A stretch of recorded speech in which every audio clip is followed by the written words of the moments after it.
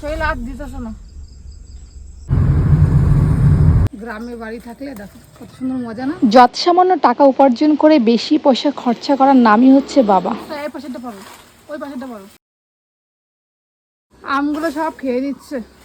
Good morning everyone, কেমন আছো তোমরা? আশা করি ভীষণ ভালো আছো। আমরা সবাই না ছোট থেকে মা করি, মায়ের ছত্রছায়ায় বড় হই, কিন্তু আসলে যে পেছনে মাথার উপর ছাদ বা ঢাল হয়ে দাঁড়ানো সেটা কিন্তু একমাত্র বাবা।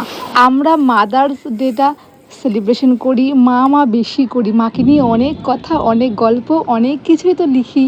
আর মা ছাড়া আমরা চলতে পারি না, এটা তো সত্যি, কিন্তু বাবার অবদান অনেক বেশি।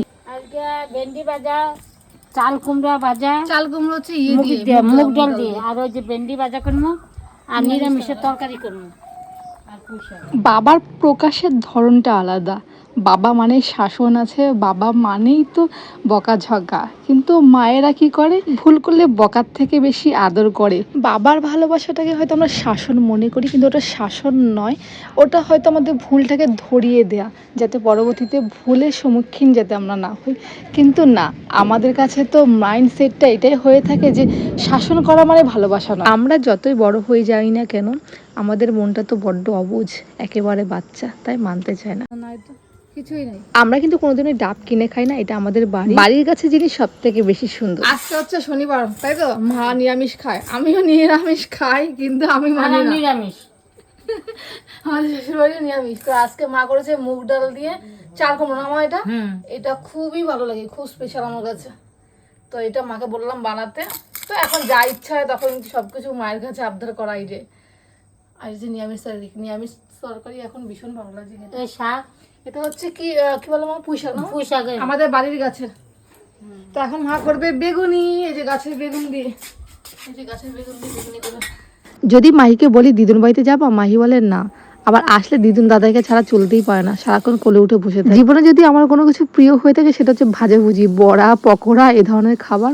হ্যাঁ, প্রেগনেন্সির জন্য আমি এগুলো অ্যাভয়েড করি, কিন্তু একটু তো মাঝে মাঝে খেতে ইচ্ছে হয়, তো মাঝে মাঝে খেলে অসুবিধা হয় না। আর মায়ের কাছে তো আর আমি সবসময় থাকি না। ছোট থেকে শনিবারটা আমাদের বাড়িতে নিরামিষ খাওয়া হতো, আর মায়ের হাতে বেগুনি আমার শনিবারটা চাই তো চাই। তো এটা আমার সে অভ্যাস হয়ে গেছে, আর মায়ের কাছে এবার আবদার করেছে, আর মা আমাকে বানিয়ে খাবে না, এটা হতেই পারে না। মায়ের কাছে আবদার মানে সব খাবার পরিপূর্ণ। তো মা তখন পাড়া থেকে একটা আম নিয়ে এসছে। এই আমগুলো খেতে খুব ভালো, রসালো। অনেকটা তাল তাল খেতে, আঁশযুক্ত এই আমটা। বাবা আমার টাকা পয়সার দিকে বড্ড গরিব, কিন্তু মনের দিকে ভীষণ বড় লোক। কেন বললাম, আজকে মনে হয় 250 টাকার মতো কাজ করেছে। যারা মাঠে কাজ করে তাদের তো 200-250 টাকা মজুরি। তো আমার জন্য 150 টাকা দিয়ে লিচু এনেছে, 150 টাকার খেজুর এনেছে।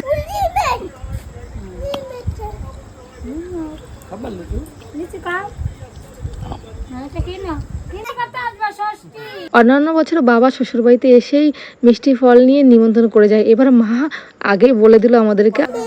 টাটা করে দাও, দিদুন টাটা। তো আমরা এখন চলে যাচ্ছি। রাত্রি 10টা বাজে, এখন বাড়ি থেকে শ্বশুরবাড়িতে যাচ্ছি। সবাইকে টাটা করে দাও। টাটা দিদুন, টাটা।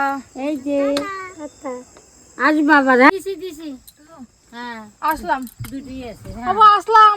সাবধানে যাই। শৈল আর দিতেছ না। আজকের মতো গুড নাইট, সবাই ভালো থেকো। শরীরটা বড্ড ক্লান্ত, নেক্সট ভিডিওতে দেখা হচ্ছে।